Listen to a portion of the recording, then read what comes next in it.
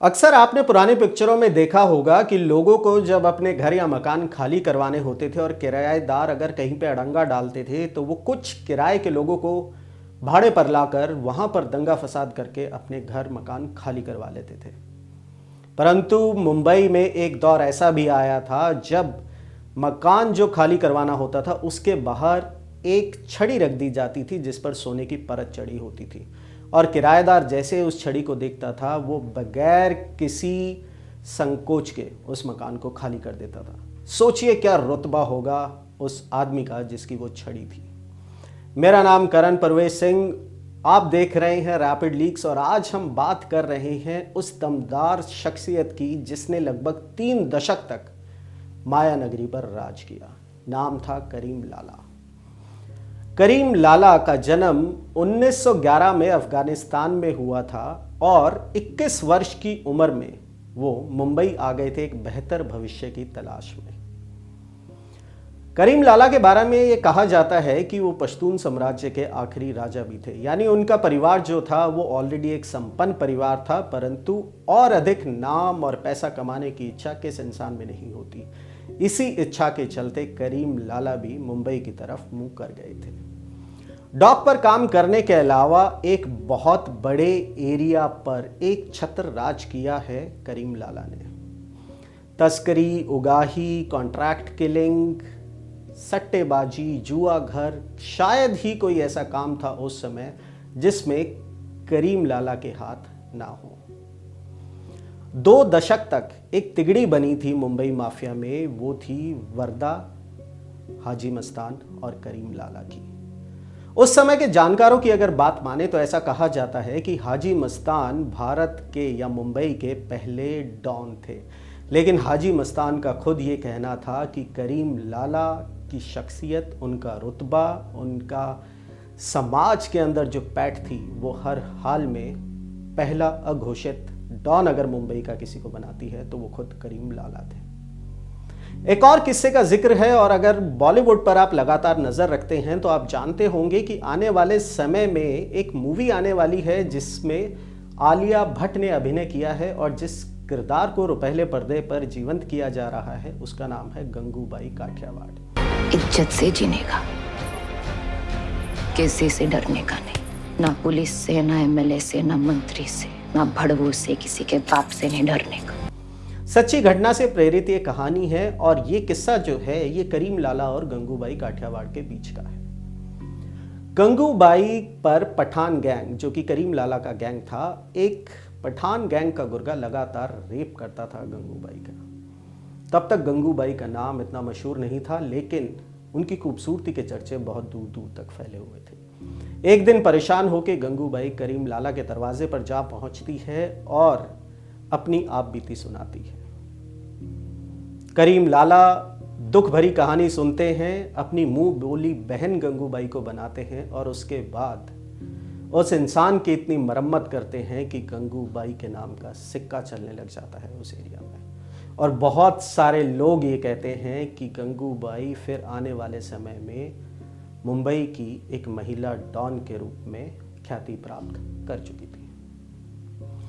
करीम लाला के जीवन का एक और किस्सा है जो अक्सर इतिहासकार या उस समय के जानकार या इन्वेस्टिगेटिव जर्नलिज्म जो उस समय प्रैक्टिस करते थे वो लिखते हैं कि एक बार एक महिला करीम लाला को कोर्ट तक ले गई थी और आरोप लगाए थे कि इन्होंने घर खाली कराने के लिए मेरे साथ मारपीट की। जब जज ने करीम लाला को कटघरे में बुलाया और उनसे पूछा कि तुम्हारा नाम क्या है, तो करीम लाला ने कहा कि ये काला कोट पहने हुए कैसी महिला है जिसे मेरा नाम तक नहीं मालूम है। और ये सुनते ही सारा कोर्ट ठहाके लगाने लगा था। इससे आप अंदाजा लगा सकते हैं कि लगभग 3 दशक तक जिस इंसान ने मुंबई की सड़कों पर राज किया उसका रुतबा क्या था। भारत के कुख्यात और आज की डेट में जिसे मुंबई पुलिस या भारत पुलिस नहीं पकड़ पाई है, दाऊद इब्राहिम, एक किस्सा उससे भी जुड़ा हुआ है। ऐसा कहा जाता है कि एक समय ऐसा था कि पठान गैंग और दाऊद गैंग के बीच में खूनी जंग जारी थी। पहले के माफिया डॉन्स कभी भी खून खराबे में डायरेक्टली लिप्त नहीं होते थे, परंतु 80 के दशक में मुंबई की सड़कों पर गैंग वॉर होना एक आम बात हो गई थी। दाऊद इब्राहिम और उसका भाई करीम लाला के इलाकों में तस्करी का काम करने लगे थे और ये बात करीम लाला को नागवारा गुजरी थी। इसलिए उन्होंने दाऊद इब्राहिम को सबक सिखाने का सोचा और ऐसा कहा जाता है कि एक बार दाऊद इब्राहिम की इतने बुरे तरीके से पिटाई की गई कि वो बड़ी मुश्किल से अपनी जान बचा के वहां से निकला था। पर एक किस्सा यहीं खत्म नहीं होता। 1981 में पठान गैंग ने दाऊद इब्राहिम के भाई शब्बीर की हत्या कर दी थी। दाऊद भी अपने मन में ठान चुका था कि मुंबई पर एक छत्र राज करने का समय उसका आ चुका है और इसी के जवाब में 1985 में उन्होंने करीम लाला के भाई की हत्या कर दी थी। एक वक्त था कि दोनों गैंग्स के बीच में सुलह भी करवाई थी उस समय के या भारत के पहले डॉन हाजी मस्तान ने, लेकिन यह सुलह ज्यादा दिन नहीं टिकी थी। कितने ही जो इल्लीगल धंधे थे, उगाही का धंधा हो, अक्सर शुरुआती दौर में करीम लाला ने पठानों का गैंग बनाया था क्योंकि इनकी मसल पावर बहुत ज़्यादा थी। अपनी कद काठी के लिए ये लोग मशहूर थे और उस समय मुंबई के गुजराती और मारवाड़ी बिजनेसमैन के पैसे उगाही का काम ये लोग बलपूर्वक बहुत बढ़िया तरीके से अंजाम देते थे और यही रीज़न था कि अपनी पैठ ये बना पाए थे। इनकी छवि भी किसी और माफिया डॉन की तरह रॉबिन हुड छवि थी। ऐसा कहा जाता है कि करीम लाला अपने घर पर एक जनता दरबार लगाते थे जिसे जो परेशानी हो वो आके अपनी परेशानी बता सकता था और करीम लाला अपने बल के दम पर उसकी उस परेशानी को दूर करते थे।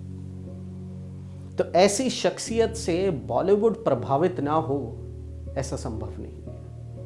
बहुत सारे ऐसे किरदार गढ़े गए जिनमें करीम लाला का व्यक्तित्व जो है वो झलकता था और इसका सबसे बढ़िया उदाहरण था जंजीर मूवी। अमिताभ बच्चन जहां इसमें प्रमुख भूमिका में थे, वहीं पर एक किरदार था शेर खान का। इस पठानी किरदार को उस समय के मशहूर अभिनेता प्राण ने निभाया था और आज तक ये किरदार जीवंत है। अगर आप जंजीर मूवी को देखते हैं तो आप पाएंगे कि चाहे एक छोटा रोल था, चाहे मुख्य कलाकार अमिताभ बच्चन था, लेकिन ये किरदार शेर खान, जिसमें एक बहुत बहुचर्चित गाना फिल्माया गया था, यारी है ईमान मेरा यार मेरी जिंदगी, यारी है ईमान मेरा यार मेरी जिंदगी। तो आप सोचिए इस किरदार को जन्म देने वाले इंसान की शख्सियत कितनी बुलंद होगी, कितनी जबरदस्त होगी। 80 के दशक के अंत तक आते आते करीम लाला इस बात को समझ गए थे कि उनका प्रभुत्व जो है वो मुंबई में खत्म होता जा रहा है। इसलिए उन्होंने पठान गैंग की बागडोर जो है वो अपने भतीजे के हाथ सौंप दी थी और वो खुद सफेद पोश बिजनेस में अपने आप को इन्वॉल्व करने लगे थे। 2 होटल थे उनके और एक ट्रैवल एजेंसी भी थी। उसके अलावा मुख्यतः तौर पर वो ट्रांसपोर्टर का कार्य करते थे। वर्ष 2002 फरवरी महीने में 90 वर्ष की आयु में करीम लाला का देहांत हो गया था। बॉलीवुड की जानी कितनी ही हस्तियां थी, कितनी ही दावतें ऐसी होती थी जिसमें करीम लाला हर हस्ती को बुलाते थे। राजनीतिक तौर पर अगर हम बात करें तो उनकी पैठ राजनीतिक तौर पर भी बहुत गहरी थी। हालिया दिनों में एक मुद्दा उठा था जहां पर शिवसेना के एक मंत्री ने यह बात कह दी थी कि भारत की पूर्व प्रधानमंत्री इंदिरा गांधी भी करीम लाला से मिला करती। हालांकि कितनी सच्चाई है, राजनीतिक उसके पीछे कोई मोटिव था या नहीं था, हमारा एपिसोड उससे रिलेटेड नहीं है। हम बात कर रहे हैं सिर्फ और सिर्फ करीम लाला की और उनके जीवन की। लगभग 3 दशक तक किसी एक शहर पर राज करना आसान काम नहीं है। जाने कितने ही कैरम क्लब शुरू किए थे करीम लाला ने शुरुआती दौर में, लेकिन असल में वो सिर्फ फ्रंट था। कैरम क्लब की आड़ में जुआ घर चलते थे, उगाही का काम होता था और तस्करी का अक्सर फ्रंट जो रहता था वो ये कैरम क्लब से रहते थे। आपके पास भी अगर करीम लाला से या मुंबई के माफिया से जुड़ी कोई जानकारी है तो हमारे दर्शकों तक पहुंचाने के लिए उसे कमेंट सेक्शन में ज़रूर लिखिएगा। आप अगर हमें फेसबुक पर देख रहे हैं तो फॉलो कीजिए, और अगर यूट्यूब पर देख रहे हैं तो सब्सक्राइब करना मत भूलिएगा। आने वाले एपिसोड में हम बात करेंगे इस तिगड़ी के तीसरे पिलर की, तीसरे स्तंभ की, वरदराजन की। तो सब्सक्राइब कीजिए, फॉलो कीजिए और बेल आइकन जरूर दबाइए। जय हिंद।